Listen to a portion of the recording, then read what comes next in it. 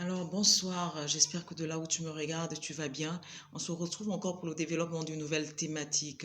Mais avant de commencer ces moments, j'ai envie de bénir Dieu parce qu'il est le commencement de toutes choses.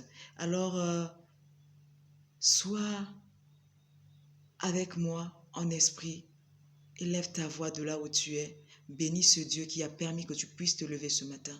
Bénis Dieu.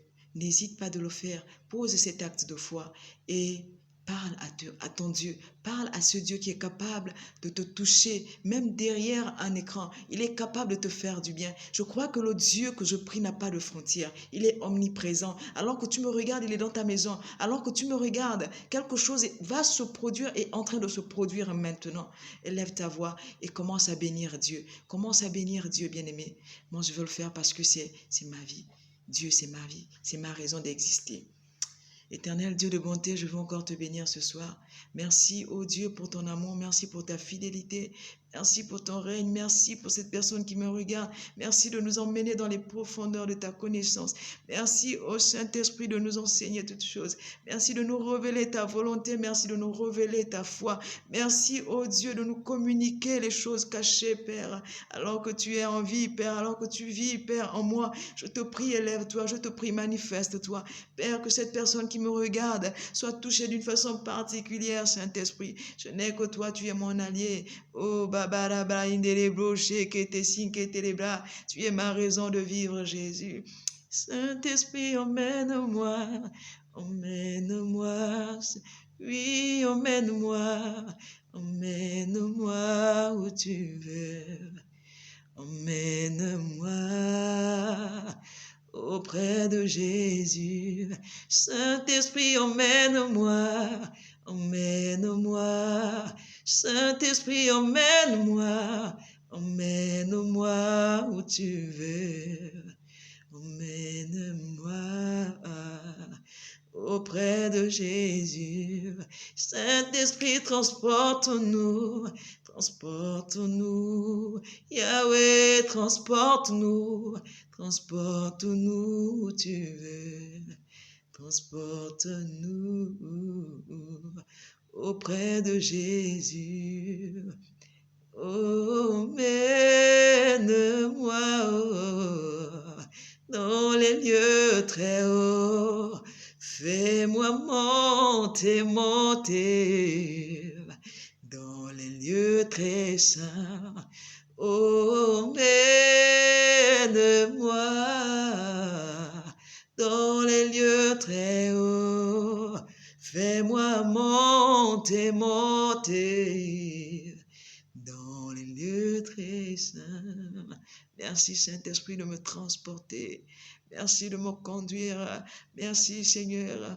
Oh, je suis éprise de toi. Ton amour remplit mon cœur. Merci pour ce que tu as permis que je sois ton enfant. Oh Jésus, sois magnifié, sois magnifié, sois magnifié. Nul ne sera jamais comme toi. Tu vas demeurer éternellement le Dieu puissant. Tu vas demeurer le Dieu fidèle, le Dieu incomparable, le Dieu incommensurable. Toute la gloire te revienne. Majesté à toi seul. Merci Jésus. Merci Jésus. Merci Jésus. Merci. Dans le nom précieux de Jésus que nous venons de prier, nous disons Amen. Amen. Amen. Alors, je suis ravie de te retrouver une fois de plus pour le développement d'une nouvelle thématique, comme je le disais précédemment. Aujourd'hui, nous allons voir Jonas, le désobéissant. Eh oui, Jonas qui a voulu fuir Dieu, qui a voulu se détacher de l'appel que Dieu lui avait donné.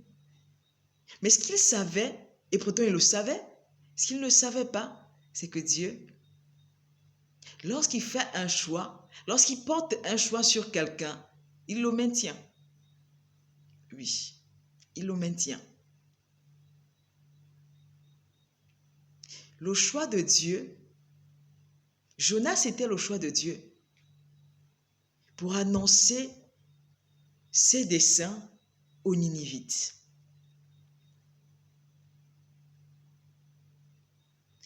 Lorsque je découvre le livre de Jonas, Je venais de naître de nouveau dans la foi. Alors, comme le pasteur avait pour coutume d'en parler, Jonas qui avait été avalé par le poisson, miraculeusement il a été recraché aux côtes de Ninive. Ça m'a un tout petit peu passionné, mais les moralités qu'il ressortait me plaisaient bien.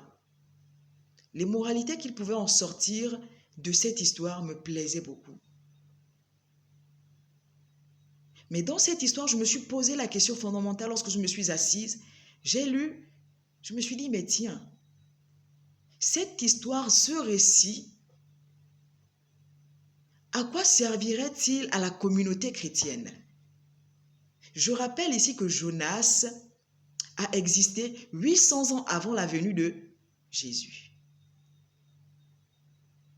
Pourquoi rapporter son histoire dans la Bible, tandis que la Bible nous dit que Jonas était mécontent d'aller annoncer aux Ninivites les desseins de Dieu? J'étais très franchement étonné que ce récit, cette histoire, soit reportée dans la Bible. C'est plus tard que le Saint-Esprit va me révéler l'importance de ce livre dans la Bible, parce que ça a une importance capitale. Et c'est en même temps un livre révélateur. Ce livre, vraiment, nous parle de la génération présente. Ce livre nous parle du monde qui va à sa fin. Ce livre nous parle de tellement de choses. Il nous parle de tellement de choses. Quel serait l'apport de ce livre dans la communauté chrétienne aujourd'hui? Lorsque je parle de la communauté chrétienne, nous sommes sans ignorer que le peuple juif était le peuple choisi par Dieu, sinon le peuple choisi de Dieu.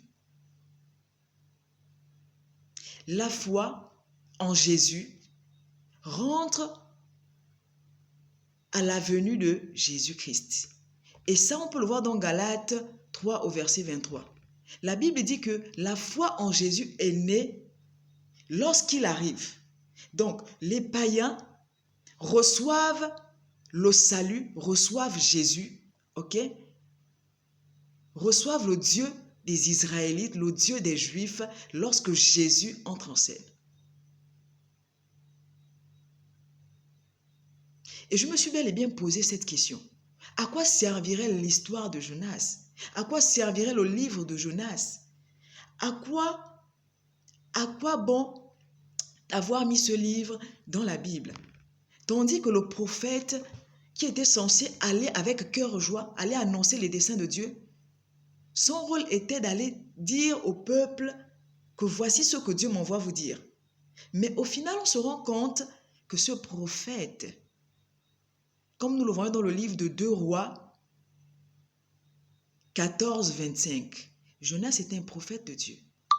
Jonas était quelqu'un par qui Dieu parlait aux Israélites. Donc, ce n'était pas un novice dans ça. Ce n'était pas quelqu'un qui s'est levé un matin et Dieu l'a choisi au pif comme ça. Tiens, va et annonce mes desseins à ce peuple. Ou encore, délivre un message à ce peuple. C'est quelqu'un que Dieu avait l'habitude de communiquer des messages. Dieu avait l'habitude de parler au travers de lui. Dieu entend les horreurs, les atrocités du peuple de Ninive. Déjà, Ninive est située en Irak. Voilà. C'était une ville non juive. Ce n'était pas des chrétiens.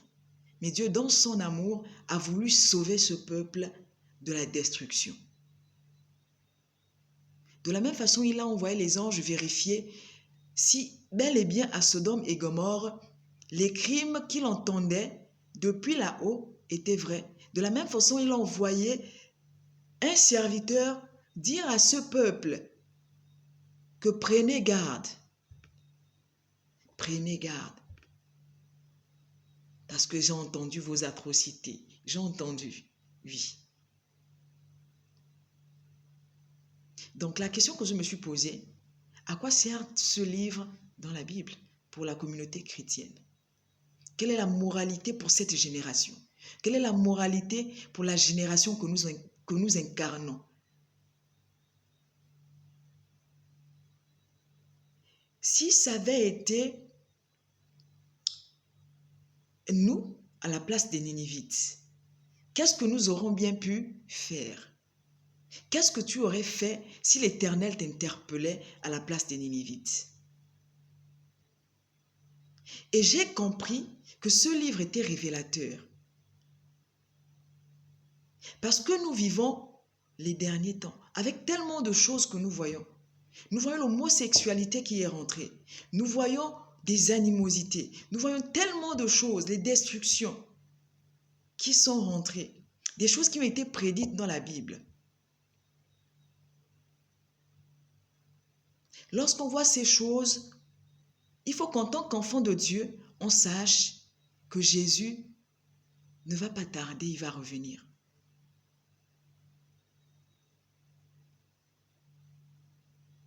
Le message prophétique que Jonas avait à délivrer à ce peuple était simplement d'interpeller Ninive pour un jugement imminent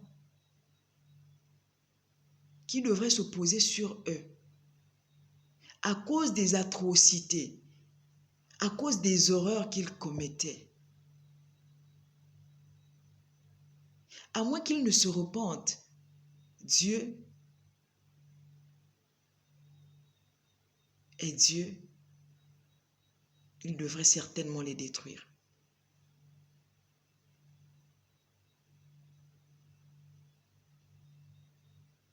Alors, quelle est la corrélation entre l'histoire de Jonas, le livre de Jonas? Nous savons très bien que Jonas n'a pas été obéissant à l'endroit de Dieu. C'est quelqu'un qui a voulu se débarrasser de l'appel. C'est quelqu'un qui a voulu que ce peuple soit même frappé. Et pourtant, c'était un serviteur de Dieu. Et aujourd'hui, pour ne parler que de l'appel, il peut arriver que Dieu t'appelle à parler de Dieu dans une localité, peut-être pas dans toute une nation, bien dans toute une ville. Il t'appelle à parler de Dieu à quelqu'un qui doit être sauvé. Mais tu fais quoi? Tu fais comme Jonas. Tu te dis, cette personne n'est certainement pas digne d'être sauvée parce que elle est dans ces choses, elle est dans l'ongosé, elle est dans beaucoup de rites initiatiques, le traditionnalisme. Tu émets déjà un jugement à l'endroit de cette personne, tandis que Dieu te dit qu'il est amour. Il est venu pour ceux qui étaient malades. Il n'était pas venu pour ceux qui étaient bien portants. Donc, lorsque Dieu t'interpelle, il te met à cœur de parler à quelqu'un de sa part, d'annoncer l'évangile. Bien aimé, ne résiste pas. Annonce l'évangile en tout temps. Favorable ou pas favorable. Que les moments soient, bien aimés, bien conçus ou pas, annonce l'évangile. Donc, c'était une parenthèse. Voilà. Donc, lorsque Dieu envoie Jonas à Ninive, c'était dans l'optique d'emmener le peuple à se repentir. La corrélation qu'il y a entre cette histoire et la communauté chrétienne aujourd'hui, c'est que nous vivons la fin des temps. C'est que les jours sont mauvais. Nous voyons tellement de choses qui se produisent. Les hommes vont avec des animaux. Les hommes avec eux, les femmes avec elles.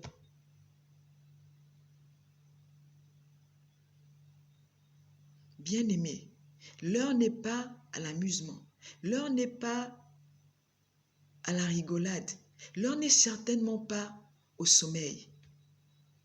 Mais l'heure est à la prise de conscience. L'heure est à la prise de conscience. Alors, la question que je vais te poser, si tu étais à la place des Ninivites, étant interpellé par Dieu, qu'aurais-tu fait? Qu'est-ce que tu aurais fait à l'instant où Dieu te parlait? Les Ninivites, eux, se sont levés tout de suite. Ils se sont repentis.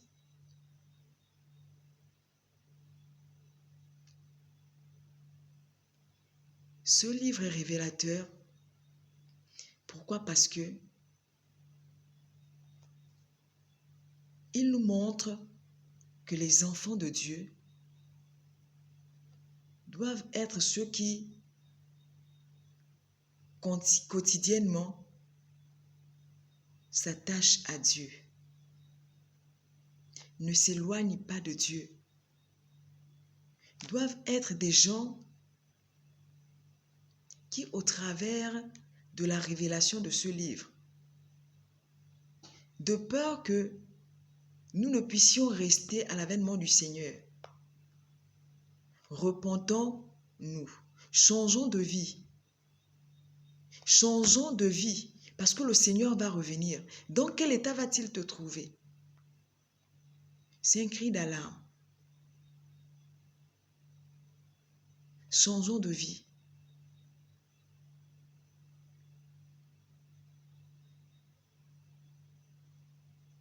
Si tu es prostituée, Jésus est celui qui a changé Marie de Magdala. Tu peux encore te repentir. Tu peux encore être gagné au Seigneur. Si tu es une personne querelleuse, tu peux encore changer de caractère.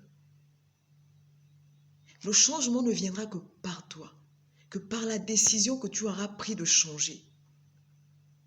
Dieu met devant toi la vie et la mort. À toi de choisir le bon chemin.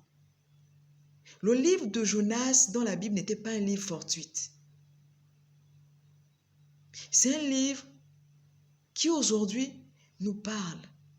C'est un livre qui personnellement m'a beaucoup touché.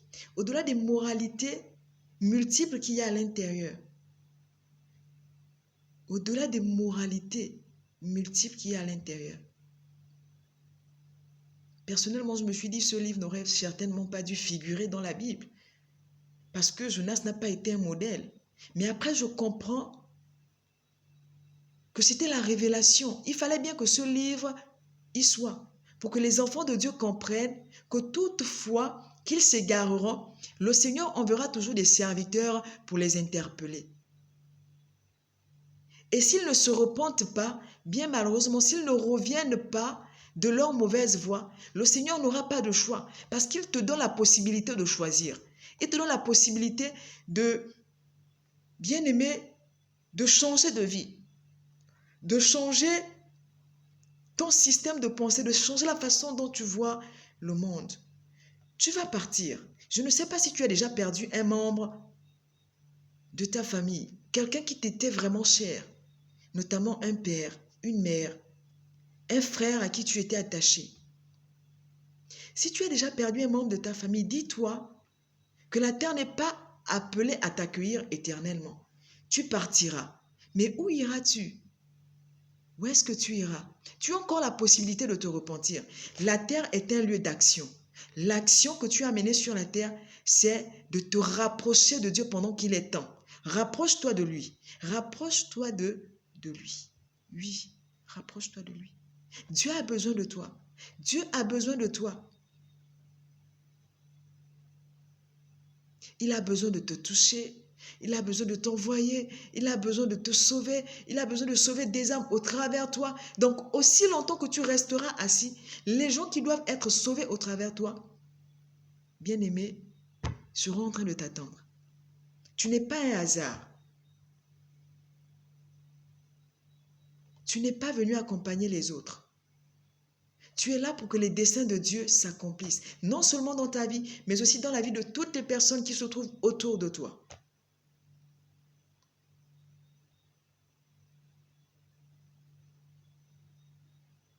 Si tu étais à la place des Ninivites, qu'aurais-tu fait?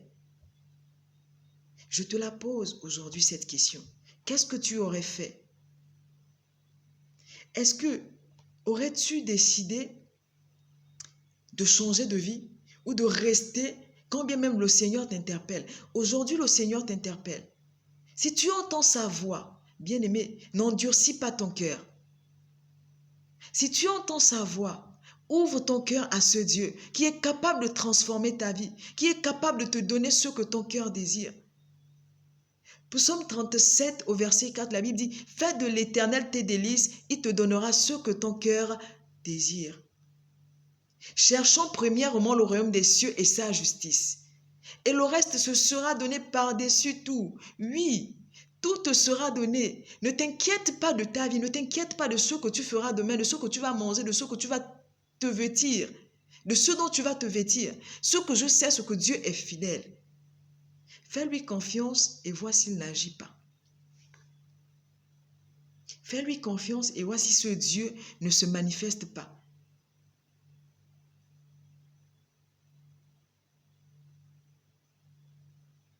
Le livre de Jonas est révélateur.